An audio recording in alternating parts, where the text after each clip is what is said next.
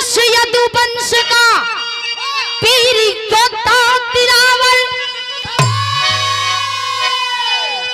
जन्म लेके गौरा में आया है लोरी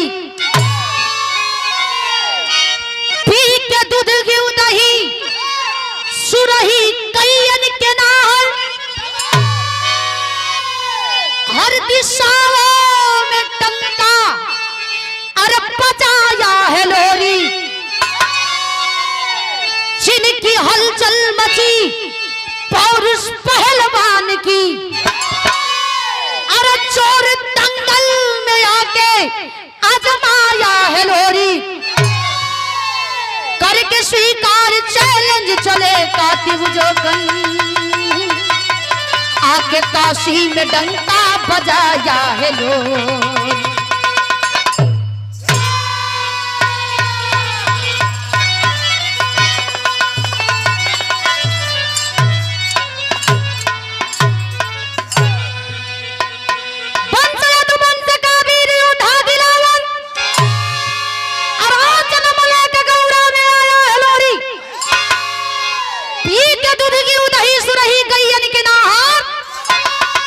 हर दिशाओं में डंका बजाया है लोरी कौन करेंगे आज भी मजरी के प्यार का निशानी हारमोनियम में बेचता खाली टेबल के वही मारकुंडी पहाड़ पे बीर लोरी दिले बड़े हमन जाई ले देखी ले मजरी के डोला फना के जब ले गईलन प्यार के सबूत देहलन निशानी देहलन लेकिन वीर होलन कैसन विरह में एक लाइन गजल हो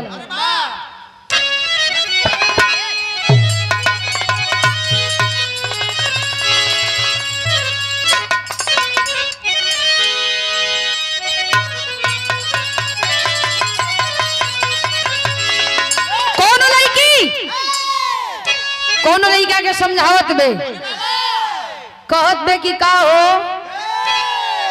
तोरा कुछ हो जाला का कुछ काटेला किरी काटेली छ किरी उ कैसन राघो माघो जवानी के किरी होली छ चुप रहा काट बैले से इनके खा गले ऐसे एमे त बेचारा देह नहीं धैले यही से तो बेचारा मानव कंकाल में बस कहे का हारमोनियम हल्का बेस करिए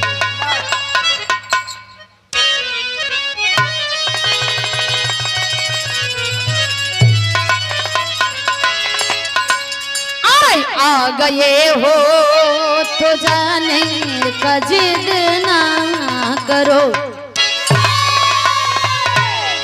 आ गए हो तो जाने का जिद ना करो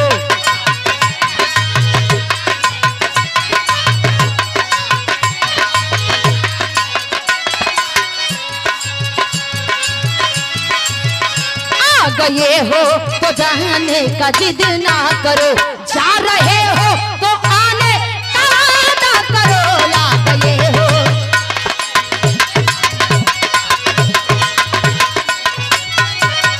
जा रहे हो तो आने का वादा करो ला गए हो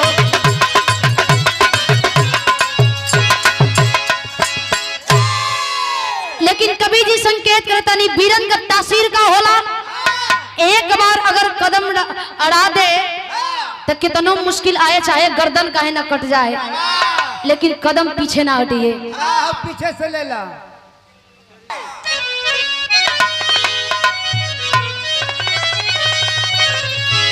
अरे जो लड़े ना मर्द या बरुआन पे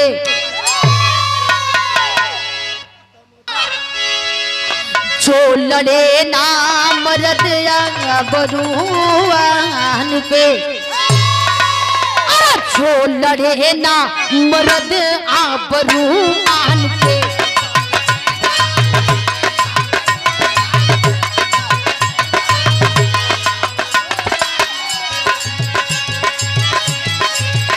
जो लड़े ना मर्द या बरुआन पे इसमें पीरो सपूतो नहीं जो लड़े ना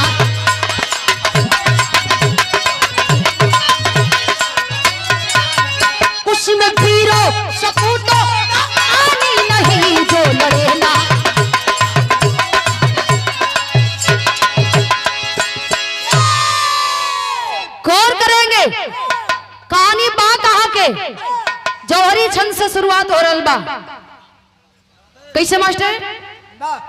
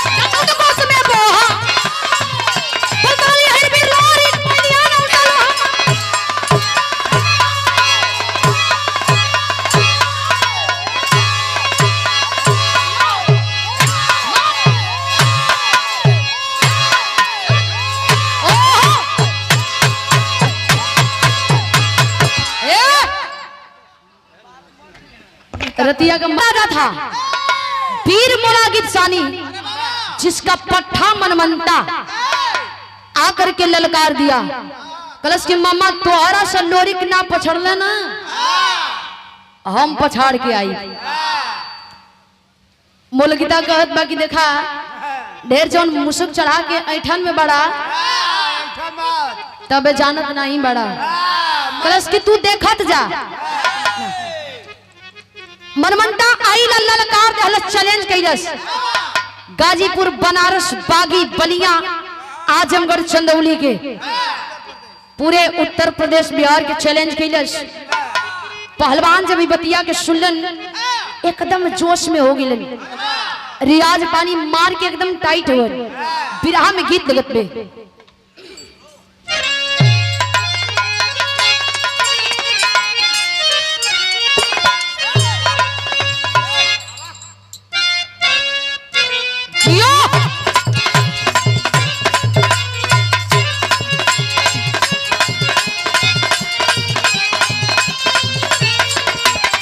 शाबाश।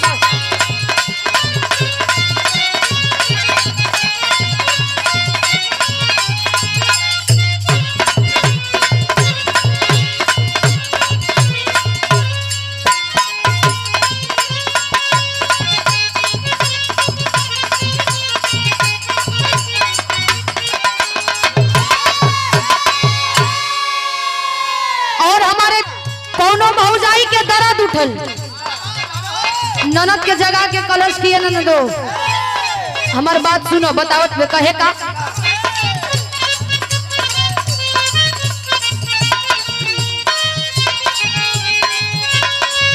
अरे उठेला पीर,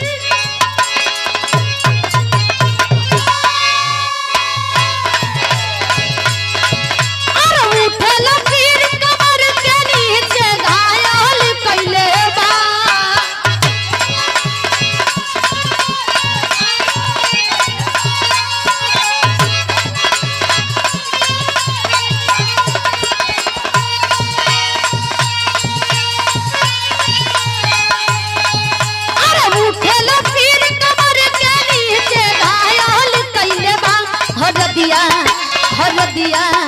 हरदिया छापे ननदो दरदिया घायल कैले बा।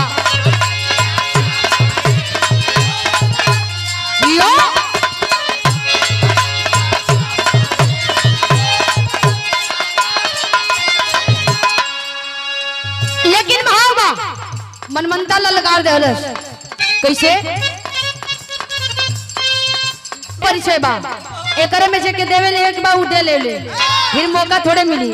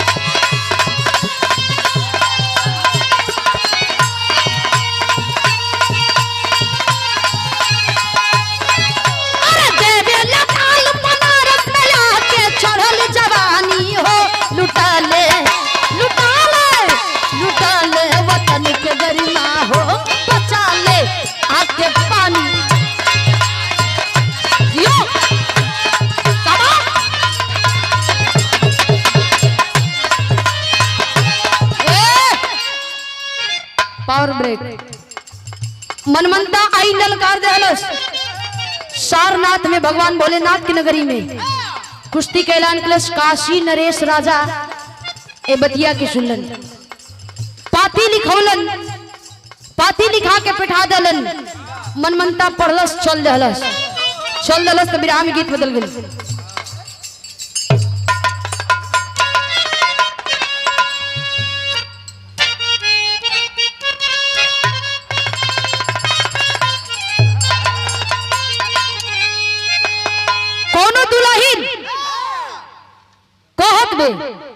देखिए जमाने का गीत है, स्वर्गीय रामदेव दद्दा बुल्लू दद्दा गवले कहे का कहे।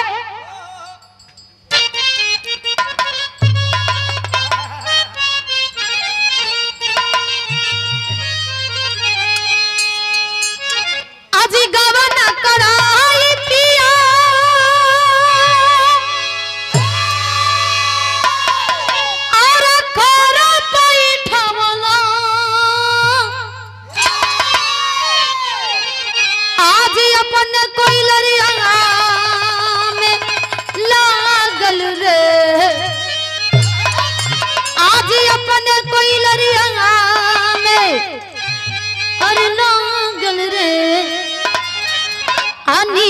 मोही दगा दे के अरे पागल रे, निर्मोही दगा दे के पागल रे।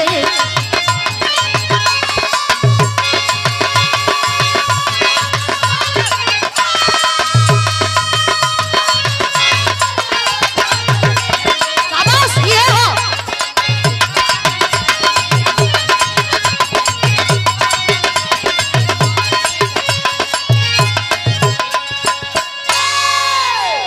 कुश्ती के डेट पड़ गई। कलन की आज का तीसर के दिन यही सारनाथ में कुश्ती का डेट रखत बनी। होत का बा अरे कुश्ती के डेटवा पड़ल बा बनारस में। अरे कुश्ती के डेटवा अरे पड़ल बा बनारस में। आज भिड़ी है जवानी जवानी से, अरे आज भिड़ी है जवानी जवानी से। ताके ये पनिया बचाई अपन पानी से।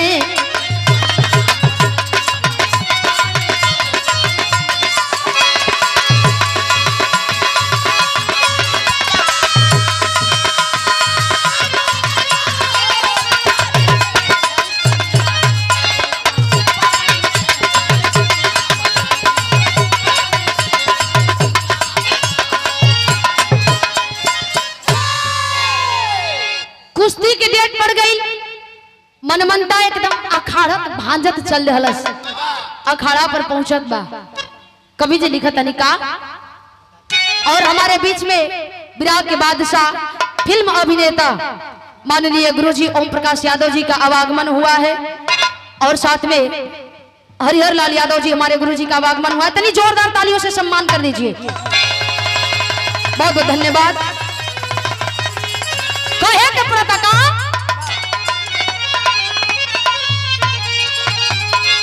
छुटले हर जिलावा से नामी पट्टा पहलवनवा। अरे मुझिया मदेत चला ले थानवा।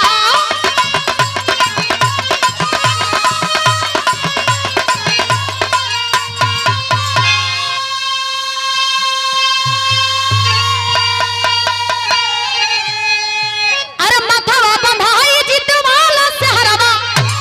अरे माथावा बंधाई जितवाला से हरवा। अरे जीती है जे जंग पहलवानी से। ताके ये पनिया बचाई अपनी पानी से। मनमंता आगे कलश की जे लड़वैया हो, जे लड़वैया हो आके लड़ले हमसे, हम आ गईली। हमें चिट्ठी भेजा के लोग बुलौले रहला। इतनी बतिया जब कलन ए भैया मनमंता आई लखड़वा पर पहलवान जुटल हुन। जब ललकार के एक बार कहलास, पहलवानों के देही में एकदम जैसे कहल जाला ना कि आग लग जाला। खून में उबाल आवे लगल। हालांकि कब लड़ी तोरे नियन ई थापा के साढ़ुए बाड़े कद काठियों से चेहरा मोहरा से लगेले। जब दो चार जानी वही अखड़वा पे गईलन मनमंटा पकड़ के दोनों हथवा से आ घुमा के उठा के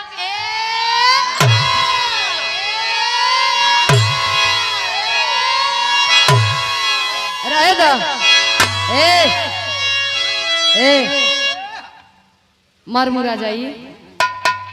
दो चार जानी जब लथरा गईलन जितना जानी मड़रिया पर घूमत रहलन जंगिया लोटवा इसले उतार लेलन पट से उतार के पतली गली से लगलन सर के। कितना जानी कहा कि हमरे कहिए से बुखार आवत है हिम्मत नहीं करत रहला का करे के आ गईले है जा कहे कि हौसला बढ़ावे चल लिया लड़ब ना त कम से कम ताली तो बजा दे। वही में कितना जानी दुए गारे के बहाना कह के धीरे धीरे निकले लगलन। जब निकले लगलन तब विराह के शैली में भाव लगत हो।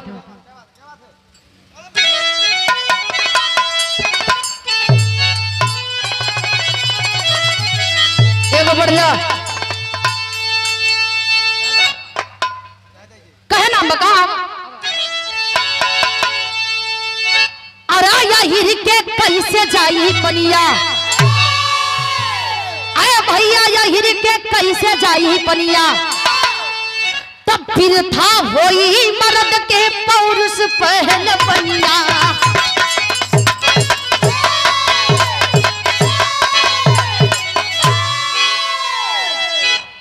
हिर के कैसे जाई पनिया फिर लोरी जब मनमनता के दहाड़ के सुनलन फान किया खड़वा पर चढ़लन। आ जब चढ़लन खड़वा पर त तनकी सही दद्दा लगन का यहाँ लोरकी का झलक है। तब बिरावा में तनकी सा लोरकी का झलक है मास्टर। दद्दा लगन जब चले तो कपारे पर पगड़ी बांध ले और लौर के हूर में जूता के टांग ले कान में अंगुरी डाल के गावत चले। कैसे गवले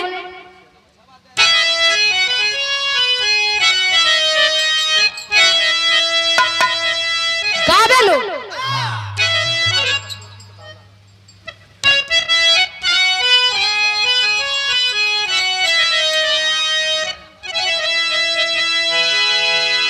गवले कैसे गवले लोरकी का भाव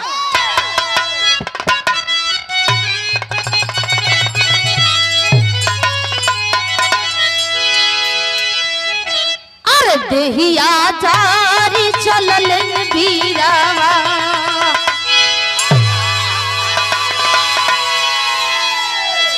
त देहिया झारी चलल बीरावा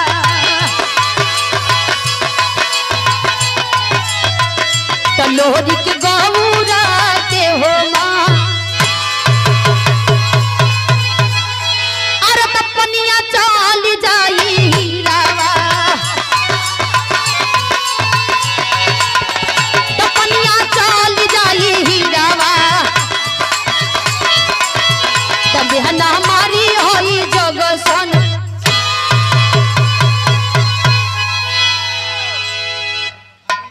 दद्दा लोगन का खानदानी चीज है। खाली बिरहे में मिलेला। बिरहा बिरहा जब तक रही तब तक ही जीवित रही। बिरलोरी के जब मनमनता ललकार धला बागी बलिया के पट्ठा ललकार के चढ़लन अखाड़े पर कहे नाम बा बिरहा कसौटी पका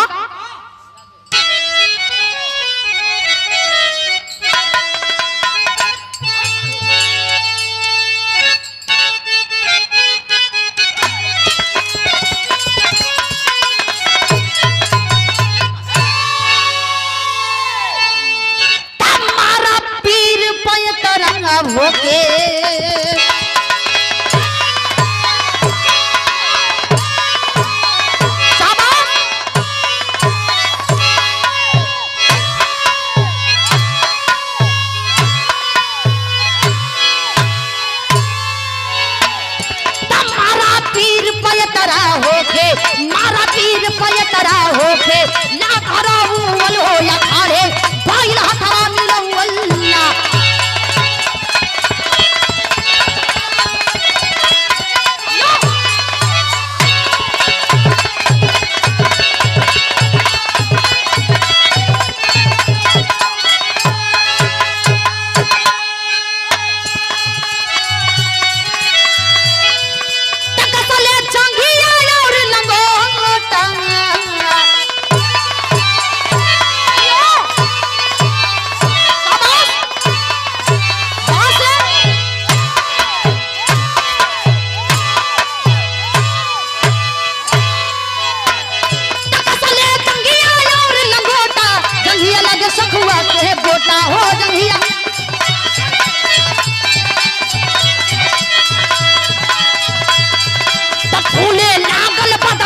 हिली कहिया जैसे शीशम के सिली पूजा में हो खे लागल पूजा में हो खे लागल आ त बाबू वल हो या खाले मिलवलना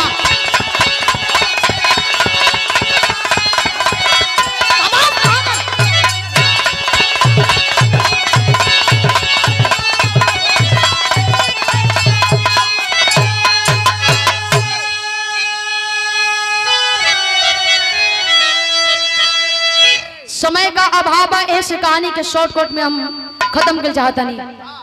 बीर लोरी के जवान में दाव लगवलन मनमंताओं के काट के पलट जा एक दाव नाई काम कैलस माई बन शक्ति के याद कैलन कलन की का हो जिंदगी भर यही जांघी के रुधिर चढ़ावनी जिंदगी भर खून पियलू अब का पियबू जिंदगी भर खून पियलू अब का आम का जूस पियबू ए बाबू माई प्रगट भइली कली की लोरी कम जाना थई तू एक बार जवन ठाने ला उहे करेला कलन की अब का चाहत हो कले की लड़ा फिर लोरी की लड़त हुआ आल्हा में कहे प्रतका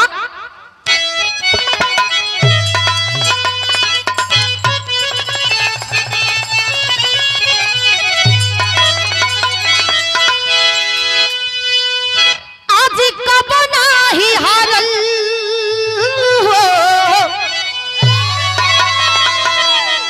बनारस बागी बलिया अच्छे करे पगरिया रखले भोले भगवान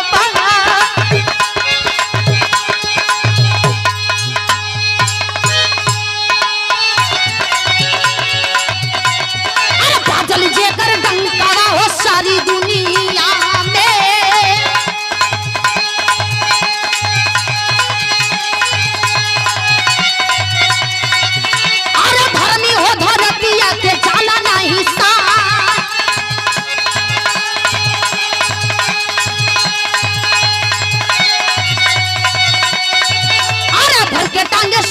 बहादुर लोरी गिरा बांगा अरे चापी के निकासा पे भरा ले उड़ाना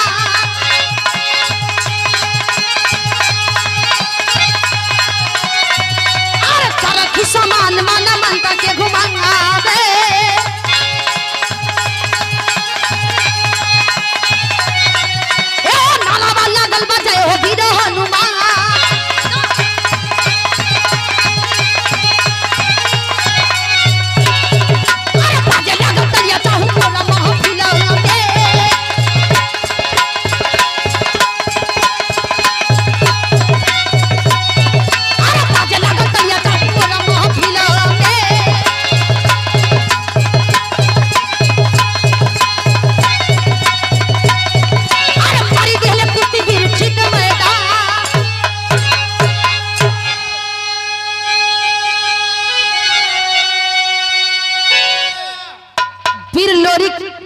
खींच के निकास मनमंता के उठा ललन मनमंता के उठा ललन उठा के घुमावत घुमावत पूरा तालियन के गड़गड़ाहट से महफिल में शोर मच रहल बा और उठा के मनमंता के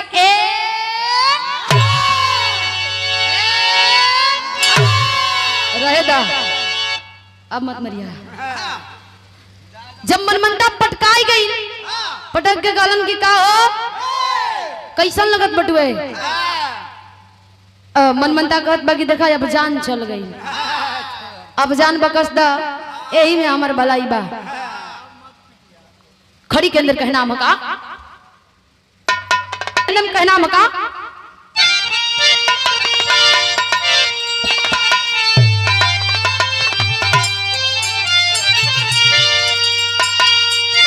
अरे हलचल मचल नगर में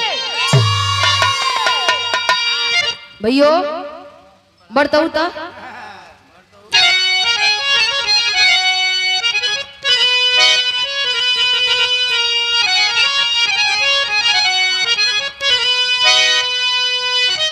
एक गोवरी बढ़ जा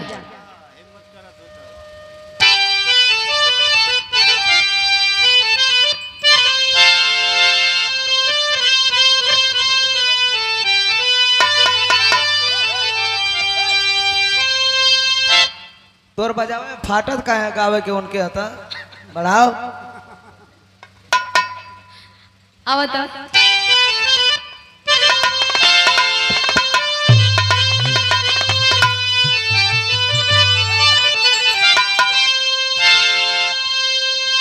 अरे हलचल मचल नगरी में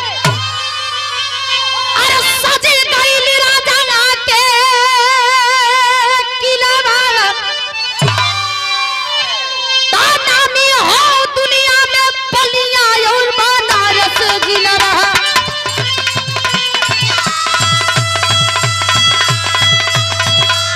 यो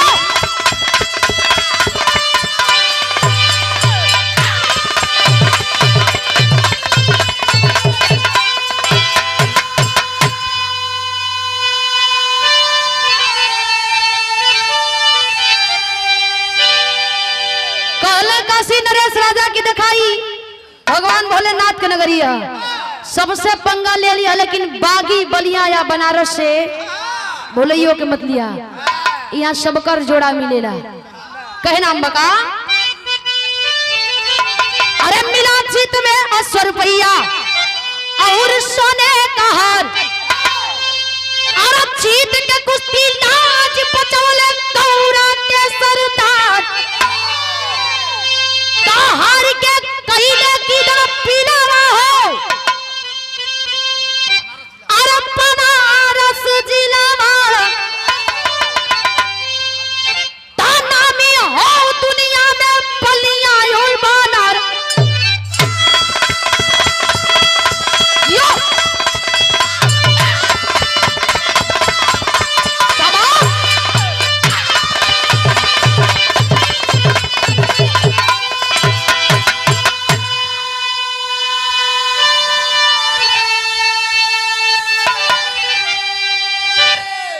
काशी नरेश राजा सुंदर ताज बांध करके सोने का मुकुट और एक घोड़ा तमाम असरफी दे करके सम्मानित किए गिरलोरी को तब मर्द का पहचान ई है एक बार जोनी बात कह दे वो बात पे अड़ल रहे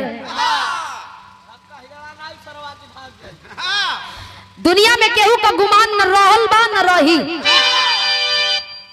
आखिरी बंद में कहना मका